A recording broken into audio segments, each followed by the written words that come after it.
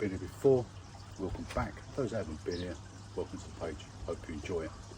Well, something a little bit different today. Today we're going to do a bit of a questions and answers thing for you. A bit too hot and muggy to go hiking today, and I've got a day off from the grind, so I'll take it easy and chill out a bit. I've been promising to do this for a while, so today I thought I'd give it a shot and see how it comes out. We've had a few questions come through on the Who Hiker account, which I'll put down here for you. Yeah. It's our Who Hiker Gmail account. If you've got any questions, ping them across. Try and keep them hiking and outdoor related, but happy to answer most questions if you want. I've only got about half a dozen questions today, so it's only going to be a short video just to go through. And yeah, if you see me down here turning pages, it's because I've got them written down. People sending me, thanks very much. I'm just going to go through the questions and see it from there.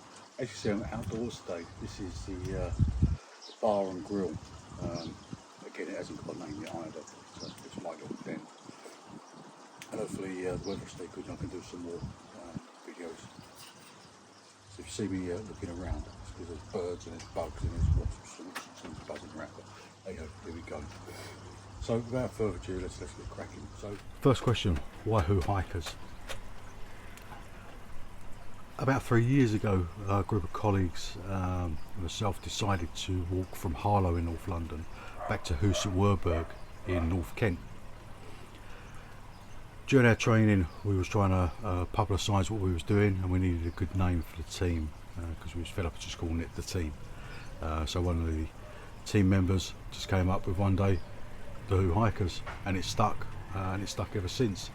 So some 3.5 years later, Who Hikers has become our own little brand, which we're trying to push out, and let's see what we can do. So yeah, Who Hikers, because we all worked in Who. Question 2, you say you do bushcraft, wild camping and foraging and stuff like that. We've not seen any yet. Are you going to do any? Are you going to do any films? Yeah. I mean, I've done wild camping, bushcraft, foraging, survival nights, quite a bit in the past. So yeah, we are going to do some. I think there's two main reasons at the moment why we've not done too much and not put too much on the film. I mean, the first one is being so new to YouTube videos and doing YouTube. It's just trying to find that balance of how to record and what to record and make sure we're putting content in that people want to see. And again, your feedback is so important to us on that one. If we're doing what we're doing is right.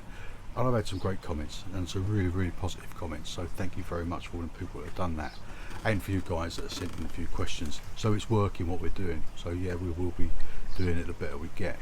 I think the other part of that is most of our time at the moment is taken up with training for our up and coming challenge.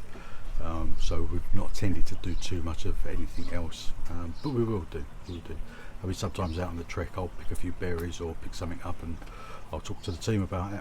Maybe it's time that we started filming that kind of stuff. I don't have much fear about getting it wrong, but I'm sure there are people out there that can critique some of the things.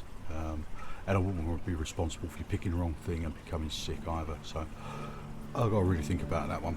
But as for the wild camping and stuff, yes, it's on the cards. Yes, we will do so. So thanks for that one. Any tips for a beginner in walking? This is a question you get asked quite a bit. My answer is generally the same. Unless you're 12 months old, you're not a beginner in walking. Yeah? Walking's walking. It's one foot in front of the other. However, without me being sarcastic, I guess. However, some tips if you're going to start doing some distance walking or some hiking or trekking or rambling, or call it whatever you want. Yeah? But some tips for you. First one is make sure you wear good socks and good footwear. Good socks and good footwear are so important. And I would always buy the best I could afford, because it makes a difference. Yeah, the feet are so important when you're walking. You lose your feet, you lose your morale, you lose the will to carry on, and all sorts. Most other injuries you can get around, but when your feet go, there's a problem. And always take a spare pair out with you, especially if you're doing 10 miles plus. There's nothing like changing your socks at 10 miles. Loads of tips out there for people on socks and footwear. My only tip is get the best you can. Make sure you try them on in the store. Make sure you walk around the store with them. Make sure you're trying them on with the socks you're going to wear potentially on the hiking, and try and do it with hot feet and cold feet. Hot because your feet swell up, you don't want them too tight. Cold feet because your feet are not as swollen and they do rattle around a bit. But definitely get some advice when you're in the store. Make sure they fit properly. And I say always get the best you can afford, because they are the most important. Clothing to suit the weather conditions. As they always say, there's no such thing as bad weather, just poor clothing. You haven't got to spend an absolute fortune on your clothing. Again, you buy the best you can afford. And take trousers for example. You know, there's trousers out there £150, and there's trousers out there at £30. They equally do a decent job. Yeah.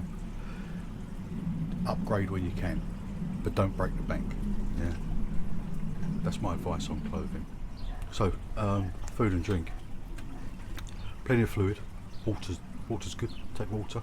Pop an isotonic drink in your bag. Just replace some of the fluids. But yeah, water. You can either take it in a bowl in your rucksack, or like what we do, you can wear the bladder. I tend to wear the bladder, A, because I carry 2 litres of it in the backpack. I don't have to stop and take the rucksack off, so I can just take it straight from the tube. I hydrate better when I've got a bladder, because I haven't got to stop, take the rucksack off, hold everyone up, get my bottle out, take a drink. Yeah, it's just straight to the mouth. So I prefer a bladder. And again, you can pick them up anything from between £10 and £40. Get what you can, what you can afford. Food-wise, take enough to stay you through the day. Most places you go to are going to have somewhere you can stop off and get some snacks anyway, but take snacks with you. Take some good energy snacks with you. Take some chocolate bars when you're feeling a bit low. There's energy gels out there you can carry. Take some snacks, have a sandwich, bagel, you know, a couple of cold sausages out there, some fruit, and that kind of stuff. Don't laden yourself down with too much food. If you check your route out, you'll see where the shops are and see when you get up to stuff. There's loads of videos on clothing, there's loads of videos on snacks and that kind of stuff. Watch them. We'll try and do some stuff on here. Have a look at your route, make sure you know where you're going. The UK network of footpaths and stuff is really good, well signposted, well publicised. There's lots of websites out there that will tell you different paths, famous brand names of paths. Most of them are well signposted. Use stuff like Commute app, use Google Maps, use the OS app or paper maps. Really good. We're not sponsored by any of them, by the way, but they're the stuff that we use. Do a bit of research. Look to see where you're going, see where your bailout areas are, see where your drop-off points are, your pick-up points, where your shops are. So if you carry too much fluid and too many snacks when it's too hot or getting too heavy, see if you're en route and there's a village shop so you can go and restock. So it's always good to do a bit of research before you go.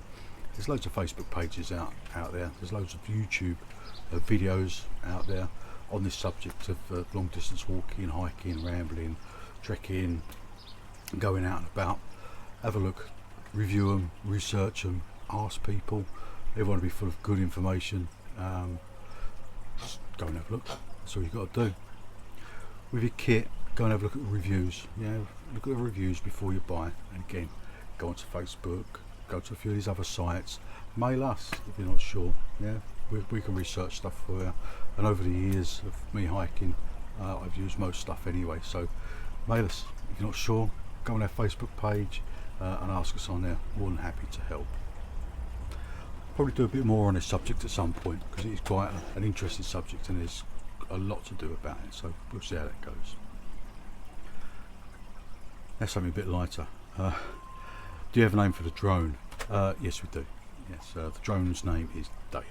Yeah, very original, but we were struggling. So it's Dave, and it came from a couple of people. Are Who Hikers sponsored? No, we're not. No, we don't have any sponsors. We have some people that help us out. People like Gavin, I've spoken about before, who lays on transport for us, has done some transport stuff. And I must apologise to get his name of his company wrong the other day. His company is Chariots of Essex and not Reliance, as I said. So apologies, Gav, and I will make an apology in the next video as well. But yeah, he does our transport. Other than that, no, we don't have sponsors. Everything we do is financed by us. We buy all our own kit and maintain all our own kit. So yeah, but we're open to offers. Let's get that out there now. Can anyone join Who Hikers? Yeah, you can join us for a walk. So at the moment, most of our time is taken up with training for the next challenge. But we are looking at doing some bigger group events. We put one on a few weeks ago, which was our sponsored event for Demelza House.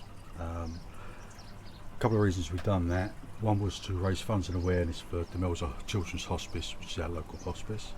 And the other reason for doing it was, can we look after a small group of people on a hike? Can we arrange a day where everyone's taken care of, and are we capable of it as a team? So the answer to all of them was yes. Yes, we've done quite well on that day.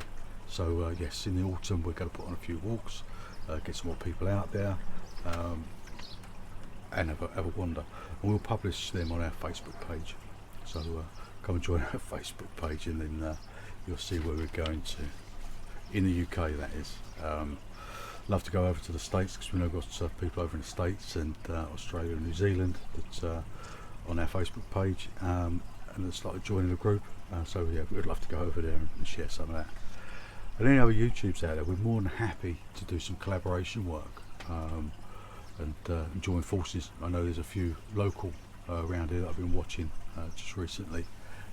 So yeah, more than happy to come out and join you for an evening by a campfire or on a hike or something like that.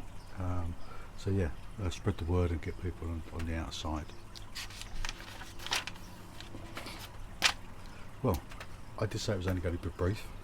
Half a dozen questions, 10-minute video that's probably taken me about 4 hours to put together, whilst fighting wasps and dogs and drawers dropping and sirens going off. So it's had its challenges, but listen, I hope you like it. I hope you enjoyed it. Leave some comments. Tell us what you think of it.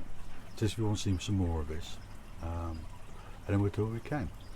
In the meantime, be lucky, stay safe, get outdoors, go and have a wander. If you're going out in this weather, take plenty of fluids, take some sun cream, keep your head covered, and don't go too far. Yeah, just stay safe, be lucky. Speak to you all soon. If you haven't subscribed, hit the subscribe button. Join our community. Take care now.